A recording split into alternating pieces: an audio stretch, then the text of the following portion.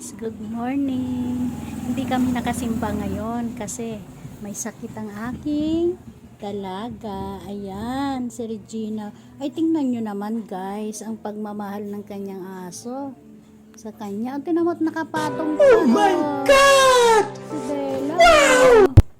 Napaka sweet naman kay Regina. Ano ba naman Bella? Ba't na andyan ka? May sakit na nga si Regina, andyan ka pa. Oh, ayan. Oh, mainit pa, guys. Dapat isimba kami. Pero nakakain na yan. Pinakain ko na. Tapos pinainom ko na rin ng gamot para mabilis gumaling. Ayan. Oh, siguro lagnat laki lang to, guys. Nagsimula kasi nagkaroon siya ng pantal-pantal. Tapos kinabukasan, nung pinainom ko ng cetirizine, gumaling, nawala yung pantal-pantal. Ayan naman, nilagnat naman kinabukasan. Sabi ko, kapag gumaling siya, sisimba kami para kakain ko siya sa Jollibee para mas lalong gumaling. Ayan, hindi pa rin magaling, kaya hindi kami nakatuloy sa pagsimba.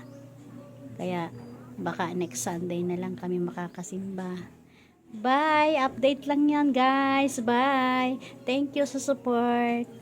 God bless. Salamat sa panonood.